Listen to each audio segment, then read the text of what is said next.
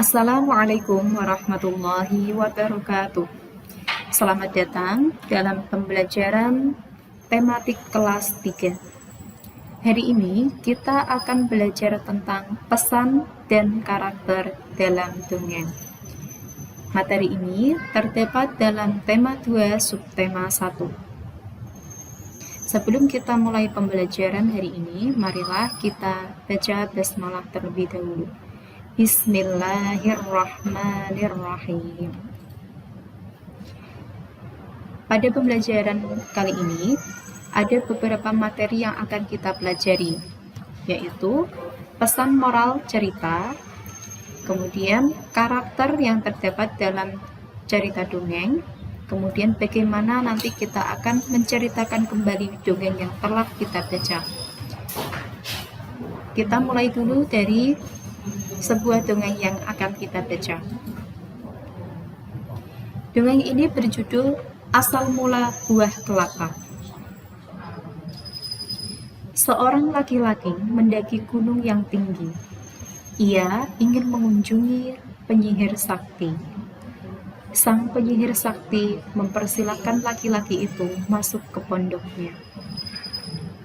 Wahai penyihir sakti, ada sesuatu yang ingin kumohon darimu, kata laki-laki itu sambil menunduk dengan hormat. Aku ingin diberi sesuatu olehmu, agar aku menjadi seseorang yang sangat berguna bagi setiap orang, kata laki-laki itu. Permintaanmu cukup bagus, sahut penyihir sakti itu. Ia kemudian mengeluarkan sebuah kotak hijau yang kecil. Dia berkata,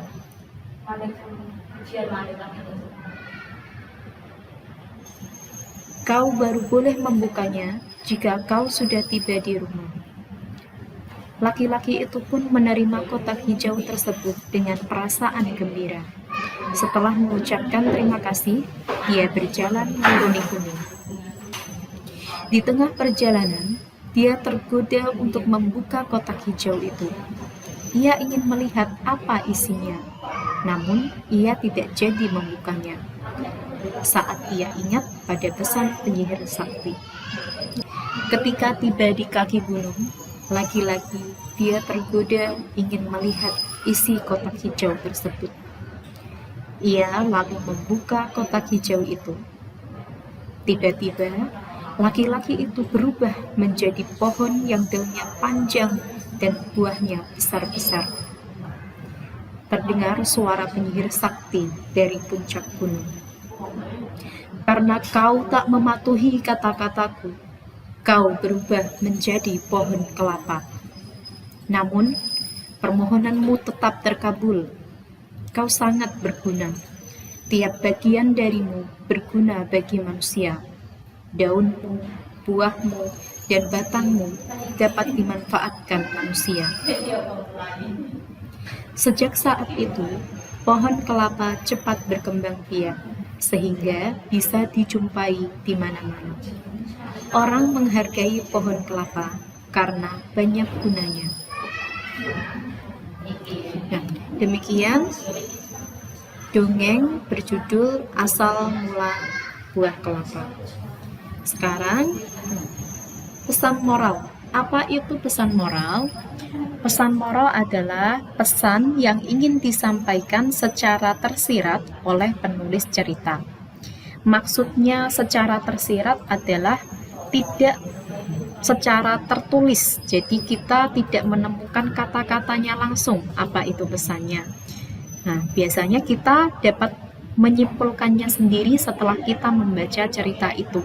Jadi pesannya tidak secara tertulis, tetapi kita temukan sendiri dan kita simpulkan.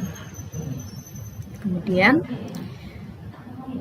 pesan moral itu adalah biasanya berupa sifat-sifat baik yang dapat kita teladani, yang dapat kita tiru.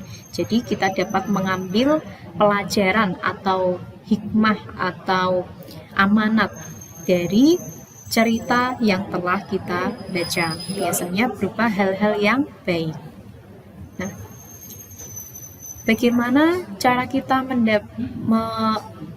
menyimpulkan atau mendapatkan pesan moral dari cerita atau dongeng, kita perlu membacanya secara berulang-ulang karena kita perlu memahaminya dengan baik. Nah, kemudian pesan moral itu biasanya terdapat atau tersirat dari sifat-sifat tokoh yang digambarkan dalam cerita itu. Bagaimana sifat-sifatnya, kemudian kita dapat meniru sifat baik dari tokoh yang ditampilkan dalam dongeng. Mungkin ada sifat seperti sifat yang anak rajin, kemudian sifat jujur, lalu sifat rendah hati. Nah, rendah hati itu adalah tidak sombong ya, kebalikan dari sombong. Jadi sifatnya rendah hati. Kemudian ada juga sifat sabar. Nah, selanjutnya pesan moral juga dapat kita temukan dalam akhir cerita. Jadi biasanya di akhir cerita penulis memberikan sebuah pesan atau amanat. Nanti misalnya dalam sebuah cerita kadang ada dia menyimpulkan di akhir cerita. Mungkin pada akhir cerita terkadang penulis menuliskan atau menyisipkan sebuah pesan yang didapatkan dari cerita si tokoh. Jadi mungkin dia mendapatkan sebuah hukuman karena telah melakukan suatu kesalahan, atau dari perbuatan-perbuatannya yang baik kemudian dia mendapatkan sebuah ganjaran yang baik. Nah, jadi kadang misalnya ada anak yang dia suka menolong, kemudian suatu saat dia mendapatkan masalah, kemudian dia mendapat pertolongan dari orang yang tidak terduga. Nah, kemudian si penulis memberikan suatu pesan di akhirnya. Jadi karena sifatnya yang suka menolong, dia kemudian mendapatkan sebuah pertolongan atau bantuan dari seseorang yang tidak diduga. Nah, kadang seperti itu. Kadang juga tidak secara tersurat ya. Kalau tadi ada secara tertulis berarti itu tersurat. Tapi kadang juga tidak dituliskan. Kita sendiri yang menyimpulkan pesan moral yang bisa kita dapatkan. Kemudian pesan moral itu juga kita dapatkan yaitu ketika kita mendapatkan hal-hal yang baik ya. Hal-hal baik itu misalnya, jadi suatu cerita pasti ada masalahnya. Nah, atau masalah atau konflik. Ketika tokoh cerita itu mendapatkan sebuah masalah, bagaimana dia menyelesaikan masalah itu? Nah, ketika seorang tokoh mendapatkan sebuah masalah, terkadang dia dapat menyelesaikannya dengan baik, dengan tetap mempertahankan sifat-sifat baiknya. Nah, itu yang dapat kita ambil pesan moralnya. Tapi ada juga yang mungkin sifatnya buruk ya, sifat buruk. Kemudian ketika dia mendapatkan sebuah masalah, dia malah memperlihatkan sifat buruknya itu. Mungkin ada juga tokoh yang sifatnya buruk. Nah, ketika dia mendapatkan masalah, ditambah dia menyelesaikannya dengan sifat-sifatnya yang kurang baik itu, pasti nanti dia mendapatkan sesuatu yang buruk atau sesuatu yang jelek untuk dirinya sendiri. Nah, kita dapat menyimpulkan bahwa pesan moralnya adalah kita tidak boleh meniru sifat-sifat buruknya, karena akibatnya akan berdampak buruk juga ke diri kita. Kadang juga seperti itu. Jadi ada pesan moral yang dari sesuatu yang baik, ada juga yang sesuatu yang jelek, kemudian nanti akibatnya apa. Nah, jangan sampai kita meniru hal yang buruk, kita ambil yang baik. Nah, itulah pesan moral dari cerita. Kemudian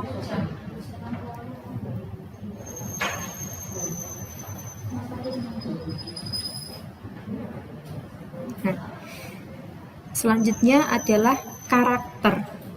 Apa itu karakter? Karakter adalah dari tokoh-tokoh atau pemeran pelaku dalam cerita itu pasti memiliki sifat atau perilaku atau watak, ya. Jadi sifat atau karakter atau watak dari tokoh yang terdapat dalam cerita. Itulah yang kita bahas pada materi ini, ya. Untuk mendapatkan sifat atau untuk mengetahui sifat-sifat atau karakter dari tokoh dalam cerita, kita tentu perlu memahaminya dengan baik. Mungkin kadang penulis ada yang menuliskan secara langsung, si pemuda ini adalah orang yang sangat rajin, atau mungkin anak ini sangat suka menolong, dia selalu sabar. Itu sudah tertulis, jadi kita dapat mengetahui, oh, sifatnya si tokoh ini baik, penyabar, kemudian dia suka menolong. Nah, seperti itu. Ada juga yang perlu kita simpulkan sendiri, misalnya dalam dia berbicara dengan tokoh lain atau percakapannya dengan tokoh lain, kita dapat menyimpulkannya sendiri. Oh, ternyata tokoh ini dia ramah. Nah, jadi mungkin bicaranya dia sopan, ya, kemudian tutur katanya halus, ya, kepada orang tua dia sopan. Nah, itu berarti dia sifatnya anak yang sopan, yang santun, ya. Kemudian bisa juga kita simpulkan dari bagaimana dia menghadapi suatu masalah. Nah, itu juga karakter yang bisa kita ketahui. Kemudian tokoh itu sendiri berdasarkan karakternya itu dibagi menjadi 3. Ada tokoh protagonis. Tokoh protagonis adalah tokoh utama dalam sebuah cerita atau dalam dongeng. Biasanya tokoh protagonis ini sifatnya baik, ya, yang sifatnya baik. Tapi ada juga yang tokoh utama sifatnya jelek, ya. Misalnya kisah si kancil, biasanya digambarkan kancil itu selain hewannya itu sifatnya cerdik, kadang dia juga sombong. Nah, berarti kan tidak selamanya tokoh protagonis itu sifatnya baik. Nah, kemudian ada tokoh antagonis. Tokoh antagonis adalah tokoh penentang dalam cerita. Jadi antagonis ini adalah yang melawan protagonisnya. Kadang tokoh antagonis ini sifatnya jelek, yang jahat, ya, tokoh yang jahat. Ada juga yang tokoh yang baik, karena dia tadi mungkin protagonisnya yang jahat, kemudian antagonisnya dia yang baik, jadi melawan sifat jahat tadi. Kemudian yang ketiga yaitu tokoh tritagonis. Tokoh tritagonis adalah tokoh penengah atau pelerai dari protagonis dan antagonis. Jadi dia yang menengahi masalah yang dihadapi protagonis dan antagonis. Nah, itu adalah jenis-jenis tokoh dilihat dari karakternya. Kemudian, nah, setelah itu, kalau dalam cerita tadi, coba kita simpulkan, tokohnya ada siapa saja? Karena yang sering dibicarakan mulai dari awal cerita sampai akhir cerita adalah seorang laki-laki, ya, yang mendaki gunung ini, berarti kita dapat menyimpulkan tokoh protagonisnya adalah laki-laki, ya. Kadang memang tidak disebutkan namanya, ya, tidak selamanya dalam cerita itu dia harus punya nama. Mungkin dia hanya menyebut si penyihir sakti atau si bungkuk, nah, seperti itu. Kalau di sini seorang laki-laki. Nah, tokoh laki-laki ini berarti tokoh protagonis karena yang utama. Bagaimana sifat laki-laki itu? Sifat laki-laki itu coba lihat dari ini, yang dia ucapkan kepada si penyihir. Tadi dia meminta agar Nah, agar dia menjadi seseorang yang sangat berguna, berarti sifatnya baik ya. Sifatnya baik, dia ingin berguna bagi orang lain. Nah, berarti dia memiliki sifat yang mulia. Tapi kemudian ketika dia mendapatkan sebuah masalah ya, masalahnya adalah dia tergoda tadi ingin membuka kotak hijau, padahal si penyihir sakti sudah berpesan jangan dibuka sebelum tiba di rumah. Tapi kemudian dia tergoda dan akhirnya membuka isi kotak hijau itu. Nah, berarti kita dapat menyimpulkan sifat si laki-laki itu dia tidak patuh ya, tidak patuh pada perintah penyihir sakti tadi. Nah, itu jadi sifatnya dia memiliki sifat mulia karena ingin membantu orang lain. Kemudian dia juga mungkin karena tergoda tadi, jadi dia sifatnya juga dia memiliki sifat tidak patuh ya. Itu. Kemudian tokoh yang kedua yaitu tokoh si penyihir sakti. Bagaimana karakter penyihir sakti? Penyihir sakti ini adalah kita dapat menyimpulkan penyihir sakti ini adalah tokoh antagonisnya. Tokoh antagonisnya itu berarti dia pertentangannya di mana? Ketika dia kemudian seperti memberikan hukuman kepada pemuda karena melanggar pesan atau perintahnya tadi ya. Kemudian si pemuda tadi diubah menjadi sebuah pohon ya, pohon kelapa. Nah, jadi penyihir sakti ini adalah tokoh antagonisnya. Sifatnya bagaimana? Sifatnya dia sebenarnya baik ya. Sifatnya baik karena dia mau mengabulkan permintaan si pemuda. Jadi, tapi dia juga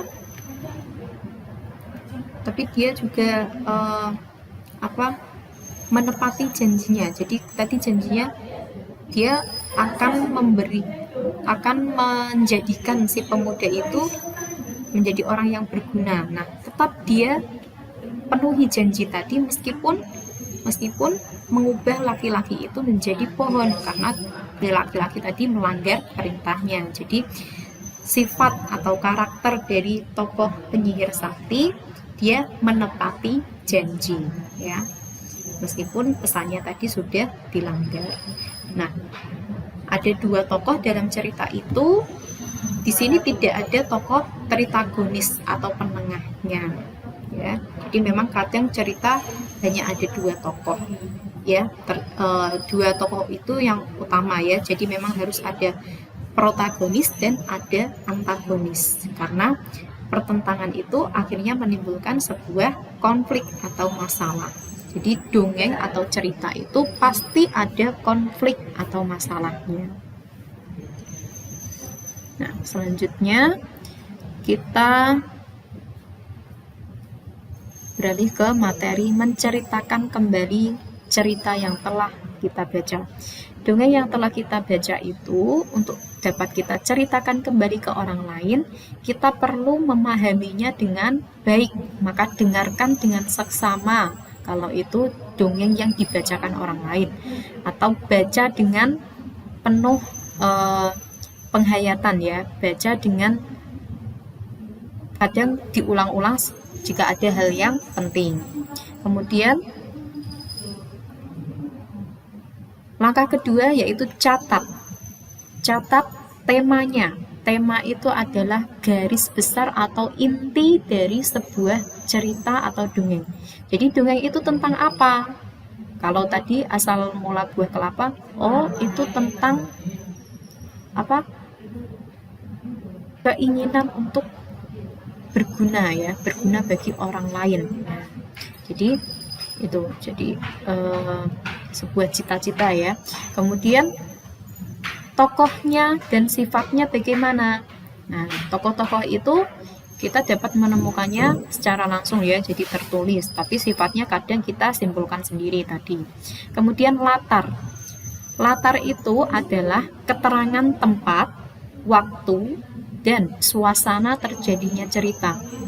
Jadi, di mana peristiwa dalam cerita itu terjadi, atau kemudian kapan itu terjadinya, kemudian suasananya seperti apa, apakah suasananya menegangkan, menyedihkan, mengharukan, menggembirakan, dan lain-lain. Nah, itu adalah latar. Kemudian catat juga alurnya. Alur adalah rangkaian atau urutan peristiwa dalam cerita atau dongeng. Jadi biasanya sebuah dongeng atau cerita itu alurnya seperti ini. Mulai dari pengenalan dulu. Tokohnya siapa saja, sifatnya itu bagaimana, itu pengenalan. Kemudian setelah itu muncul masalah atau konflik. Nah, kemudian selanjutnya puncak masalahnya. Ketika suasananya benar-benar tegang atau benar-benar menyedihkan. Kemudian setelah itu yang keempat adalah penyelesaian masalah. Jadi setelah puncak masalah itu pasti ada penyelesaian masalah. Bagaimana masalah itu kemudian disikapi oleh tokohnya. Nah, akhirnya nanti dia seperti apa? Nah, itu adalah penyelesaian masalah. Nah, biasanya jadi ada 4 alur itu tadi, pengenalan, lalu muncul konflik atau masalah, kemudian puncak masalah atau klimaks, dan terakhir adalah penyelesaian. Nah, itu yang dinamakan dengan alur. Yang ketiga, langkah yang kalian lakukan, kemudian ceritakan. Setelah anak-anak mencatat semua hal-hal yang terdapat dalam dongeng, kemudian ceritakan dengan kalimatmu sendiri. Buat struktur kalimat yang jelas dan sederhana. Jadi struktur kalimat itu setidaknya ada 2 kata, ada subjek dan ada predikat, ya. Kemudian kadang ada objek atau ditambahi lagi keterangannya, ya. Gunakan kalimat yang jelas yang mudah kamu pahami. Nah, setelah itu anak-anak dapat menceritakannya kepada orang lain. Nah, demikian pembelajaran kita pada hari ini. Semoga dapat anak-anak pahami dengan baik. Kita lanjutkan di pertemuan berikutnya. Wassalamualaikum warahmatullahi wabarakatuh.